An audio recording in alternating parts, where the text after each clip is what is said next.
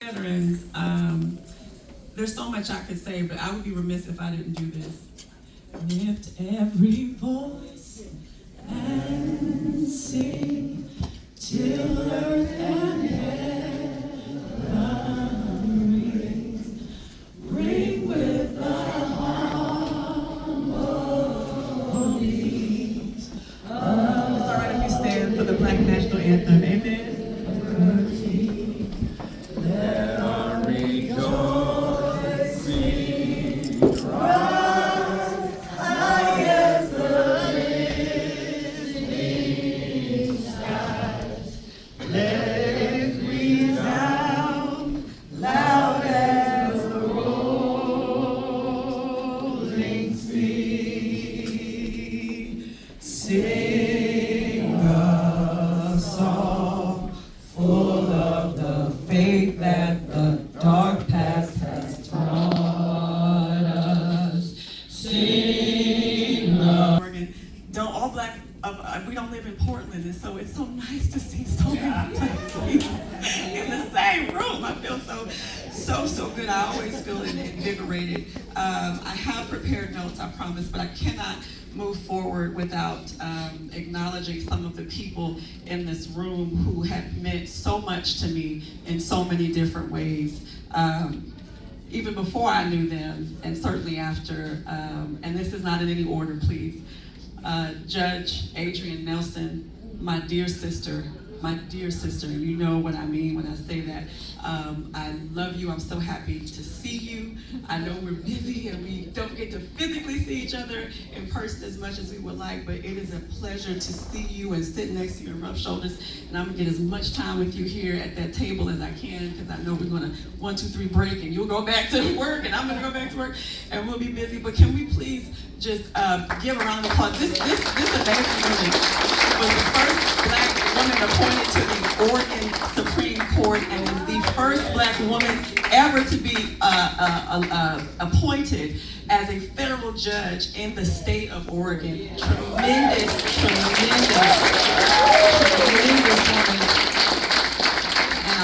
And she's amazing and a good human as well. I love you so much, Adrienne.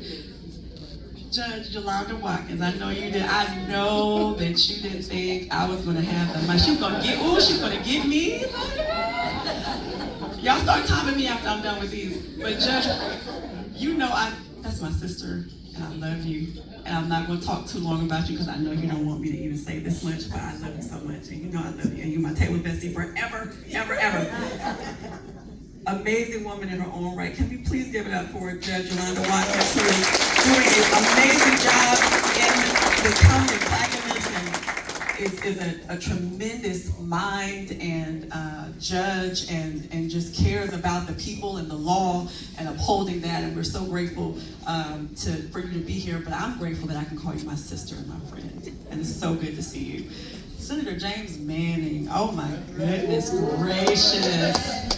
Lord, we go back a ways. I was at your investiture all those years ago, and I didn't know who you were then, but I'm so grateful that I've gotten to know you and your beautiful family and all of the work that you all do. There are very few Black people in the Oregon State Legislature. There are very few Black electeds in the building. There are more now, maybe than ever. I don't want to get too much into the history. I might get that wrong. We've had some tremendous people serving, some of whom I've met, the late Emil Gortley, and I've had the great pleasure of meeting Senator Carter and Senator Boyer, of course, who I will be talking about here in a moment. These are my scratch notes, but Senator Manning serving at the time that I served has been a lot to me. And you all don't know this, but he looks out for us in ways that he'll probably never get thanked for, and has fought and is fighting fights for us, for veterans in particular, but not just for veterans, particularly for the state of Oregon and for his constituents. And sometimes those battles aren't always won, but he continues to get up every day and fights, and has had successes, and like we all have ups and downs. But I know you, I see you, we sit in some of the same meetings, and I know that you look out for me in ways I will probably never be able to know or thank you for. So Senator Manning, it's so good to see you, and I have to applaud you while I have you here. And of course, the honorary mayor, I mean, Paul Knowles Senior, did I get your last name right? I mean, what is there to say? I don't have enough stories. I heard more of them as I was sitting there about what you all know, and my pastor too, who I didn't know y'all used to run with. So we're not going to talk about any of that. But please, one more round of applause for this beautiful man who's broken barriers and done so many things. I've learned about them. All right, so I have notes, and I'm going to get to them now. Y'all can start timing me starting now. Happy 20th anniversary, NABVETS. While we're clapping, that is a significant, monumental thing. Truly, truly honored to be here. Good evening to each of you. My name is Dr. Nakkeia Council Daniels. I sometimes forget to say that. You remember that one time when I was testifying before you and I got so nervous I didn't say my name? I wasn't nervous actually, I was joking. I was actually not feeling well that day. But my name, as you've heard, is who I am. Sometimes I forget to introduce myself. Pastor Gant, thank you so very much for your introduction. I really didn't know you were going to read all of that. I leaned over to Adrian. I thought, oh, they didn't give him the short version. I have to start reminding my team to give you all the very, very short bio. Thank you for your heart, for the work that you do on behalf of the veterans who come into your office, for your service. Thank you very, very much, and for the introduction. I have really, as an introvert, I like to be indoors more than outdoors, but I've been very excited and really looking forward to being here tonight, and eagerly awaiting tonight's banquet. I had about 5 different dresses I thought I was going to wear today, which says, for those of you who know, that's a big deal for those of us who prefer to be indoors. Thank you for the invitation to help celebrate such a significant milestone. 20 years of advocacy, 20 years of service, 20 years of building community for Black veterans here in Oregon. That is something truly worth celebrating, and what we heard already tonight should let us know that even as we're learning more about these amazing Black veterans who have made Oregon their home, there is so much more that we will never truly know that they endured, that they had to withstand. And so 20 years might sound good on paper, but we know that those 20 years were hard fought. And this is the fruition of those 20 years. 20 years of building community for Black veterans in Oregon, something truly worth celebrating. And I want to begin by acknowledging Chapter Commander Bob Boyer for your leadership in carrying this organization forward. Please, you certainly earned this applause and more. The decades of service that you've given to veterans, to our communities, to our state, and to our nation are a powerful example of compassionate and intentional leadership. I also want to recognize, I don't know if Sean Flynn is here. Is Sean Flynn here? If he's not, I know that he's associated. Mario Smith, I saw you stand up earlier. Wave, Mario. Mario, I came to find out who Mario is. Sean and Mario are both proud members of NABVETS, and they are governor-appointed members of the Advisory Committee to the Oregon Department of Veterans Affairs. I personally reviewed their applications and resumes and was really proud to move them forward. So happy to see you, Mario. Don't tell nobody I can sing. My team doesn't know. All right. In June, Mr. Flynn was elected to the committee's office of secretary. I look forward to the continued work that Mario and Sean will be doing, working alongside me to help me serve those almost 300,000 veterans and help me keep my focus in the community of veterans and not stay in the vacuum, right? Not stay in the zeitgeist that is state government. I need to be closely connected to community, and the way to do that is to make sure that I have a diverse advisory committee. And I took a lot of heat for taking my time putting that committee together, but I'm proud to say that this is the most diverse advisory committee that has ever existed in the state Department of Veterans Affairs, and Mario, thank you for helping me do that.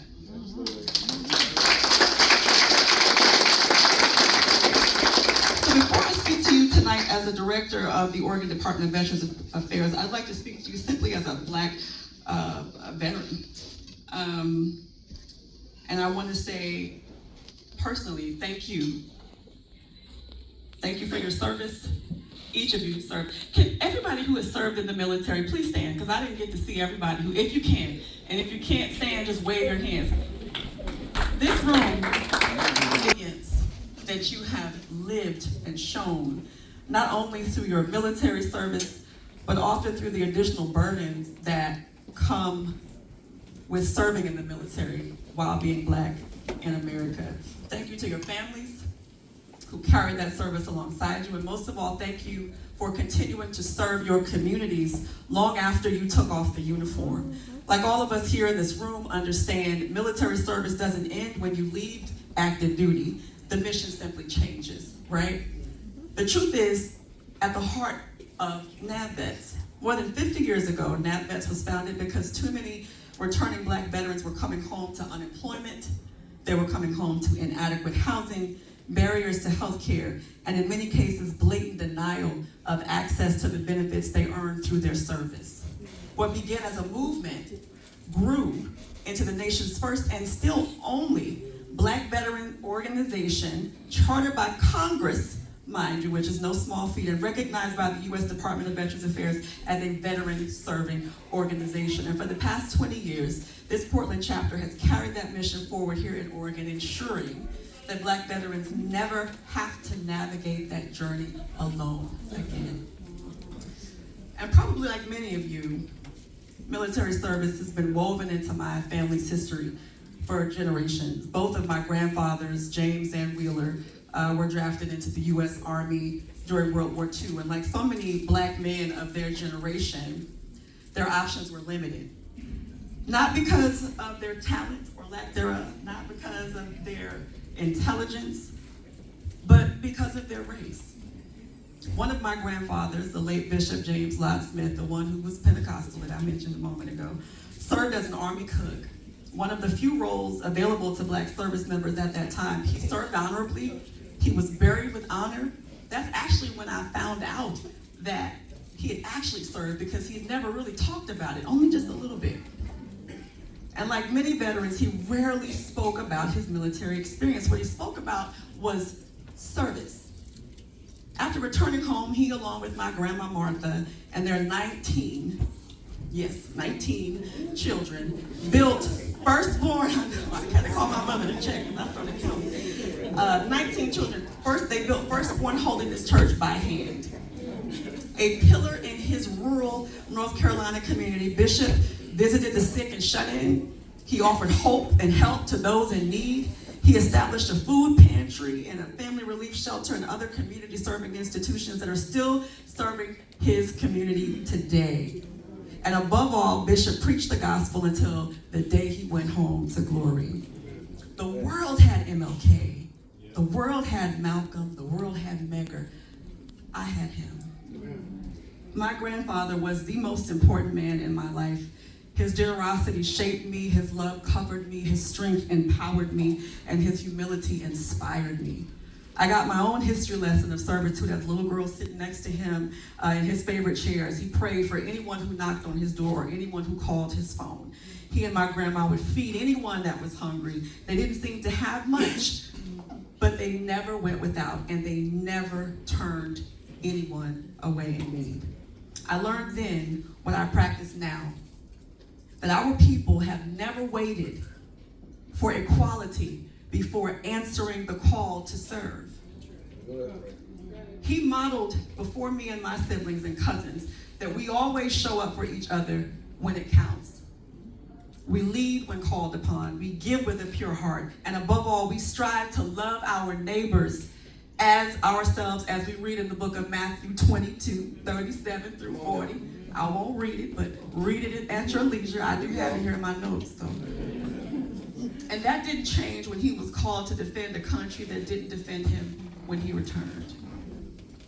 That history didn't end with my grandfathers. It continued with every generation of their ancestry that followed. It continued with me. And it continues with NABVETS and every one of you here today. Even today, many of the stories of Black Americans or Black veterans remain untold in history books. We all learned, even from you, Ken, tonight. I learned quite a bit of information as you talked about some of the folks who served. That's not going to be in your history books. And those stories that for us are a source of celebration, a source of national pride, have been silently removed from the Department of War's website. Nevertheless, right? It's disturbing to me as well. It is. We're doing what we can to change those things, right? Nevertheless, I draw strength from our history because we stand on the shoulders of some of our nation's most extraordinary Americans, many of whom are in this room today. Extraordinary Americans such as the Buffalo Soldiers and the Portland Bunch, an all-Black unit stationed here in the Pacific Northwest who served with distinction during the Spanish-American War and World War I. They wore the uniform at a time when they were denied the rights and freedoms they were defending. Let's think about that for a moment. The 555th Parachute Infantry Battalion, better known as the Triple Nickels. Y'all know about the Triple Nickels? The nation's first all-Black parachute infantry unit. Here in Oregon, they answered an unprecedented mission, becoming the nation's first military smoke jumpers as they protected our forests and our communities from Japanese balloon bombs during World War II. In doing so, they broke barriers, they challenged stereotypes, and they changed military history. And I've learned of the remarkable women of the 6AAA, the only Black all-female battalion deployed overseas during World War II. Faced with both racism and sexism, they accomplished what many believed was impossible, clearing years of backlogged military mail and proving once again that Black women have not only answered our nation's call with courage, they did so with admirable strength and character. Their stories are inspiring, but they also remind us of an uncomfortable truth. Equal treatment under the law is not guaranteed. It must be fought for, and it must be safeguarded. And so here's why NABVETS matters. I know you all know this, but if you will indulge me for a moment. As we celebrate this chapter's 20th anniversary, it's only fitting that we recognize one of the strong Black veteran leaders whose vision made tonight possible, and you've heard his name earlier. Returning home from Vietnam, Lieutenant Colonel retired Linnell Brown understood something nearly 20 years ago that remains just as true today. Veterans need other veterans, and Black veterans need representation. Amen? Amen? Because of his leadership, the Portland chapter of NABVETS became much more than another veteran organization. It became a place where Black veterans in Portland could find community, a place to find mentorship, a place to find advocacy, a place to find accredited assistance from people who understand both the military and the lived experiences of the veterans that they serve. His vision laid the foundation for what this chapter has become today. And every veteran whose life has been touched by this organization is a part of that legacy. In many ways, Lieutenant Colonel Brown helped build one of the bridges between government and the Black community. Because I've learned something in my role as director. Government cannot reach people without the help of community. And I wish more of my colleagues truly understood that. People don't care what you know until they know that you care. So I will say again, government cannot reach the people without the help of community. Organizations such as NABVETS are the tip of the spear.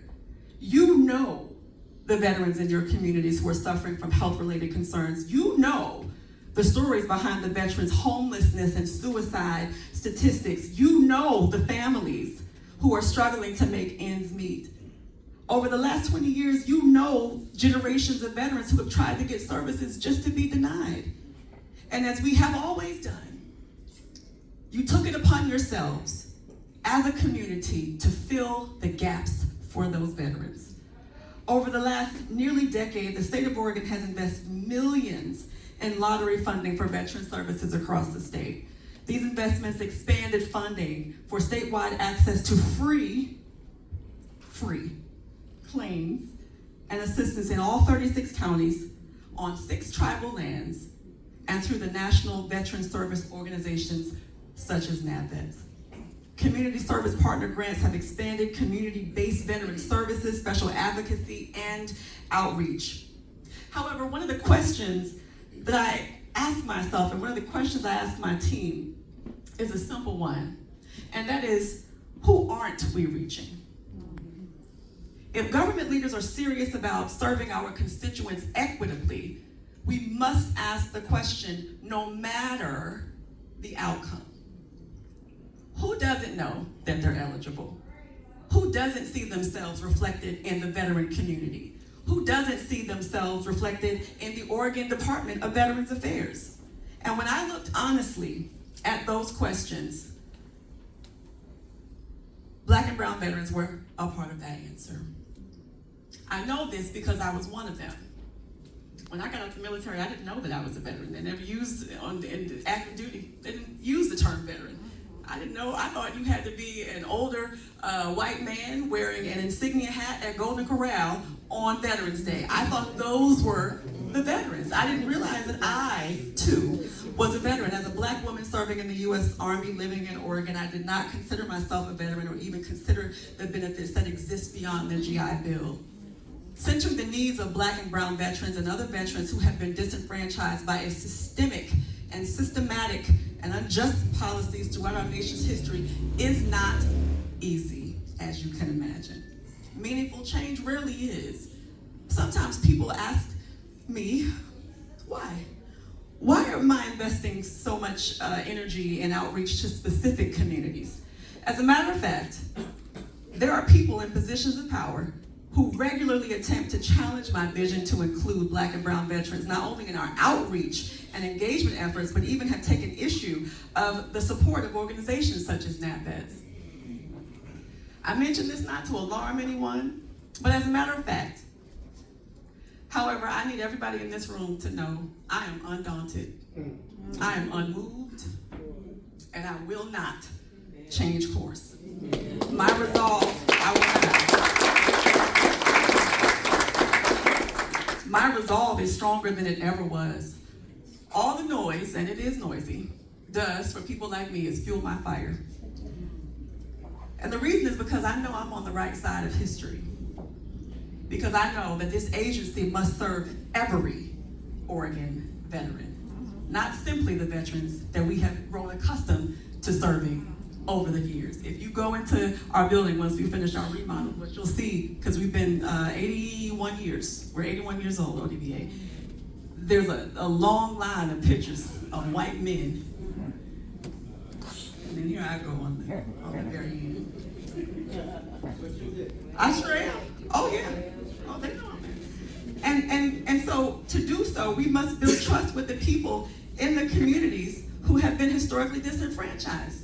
If I want to serve Black and brown veterans, I have to go where they are. That starts with me.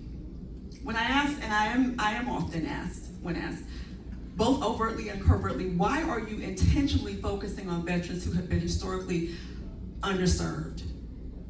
Those who challenge my efforts clearly do not know, or they don't care to know, that Black veterans' claims are approved at 61%, compared to their white counterparts at 75%, to include PTSD, to include TBI, and to include MST, and that is post-traumatic stress, traumatic brain injuries, and military sexual trauma. They either don't know or don't care to know that we are 50% more likely to receive negative discharges, which automatically cuts us off from our earned benefits. That Black women fall within that data and have an even steeper hill to climb because of our race and our gender, and that our LGBTQIA veterans face an even more steep hill to climb with those challenges compounded. But here's the thing. Despite all that has come at us, and you touched on this a moment ago, Pastor, we are here and we are thriving. Are we not? I look around this room of beautiful Black and brown faces, and while the world wants me to maintain the status quo, I simply cannot and I will not, and that is because of each of you in this room. When I think of what my family of service members endured, the stories I've heard, the ones that I never will hear, when I think of what you have endured, it reminds me of my purpose. It reminds me that my purpose, even in this role, is bigger than any opposition I will face, no matter how loud and no matter how consistent. When I seek to deploy equitable policies and practices and come under attack, please know, again, I'm undaunted. My answer is steadfast. I am expanding our outreach to Black and brown veterans because we served. We took the same oath. We wore the same uniform. We earned the same benefits. We deserve the same opportunity to access them because serving every veteran means serving every veteran, full stop. And so as I close, because you know what they teach you to stand up, strike fire, and sit down, at least in the Baptist church. As I close, I'll leave you with this. Continue to be the bridge between veterans and their benefits and services. Continue to be their voice when they cannot speak for themselves. Continue to advocate for our veterans and their families. And so long as I am in this role, you have my solemn promise that the Oregon Department of Veterans Affairs will be right beside you, advocating and investing in services that are needed most in our communities. 20 years is an extraordinary achievement. I believe the future we're building together is one where Black veterans see themselves reflected in the veteran community the same as their counterparts. And I am building an agency that welcomes every veteran, where every veteran feels seen and heard and valued, where every veteran has equitable access to their benefits, to their services, and recognition that they have earned, and where Black veterans know that our stories, our service, and our sacrifices are not only remembered, but they are centered in the work of the state's Department of Veterans Affairs. To Commander Boyer, and to every member of the Portland chapter, to every veteran in this room, congratulations on a remarkable 20 years, and here is to the next 20. Thank you for the invitation, and God bless each and every one.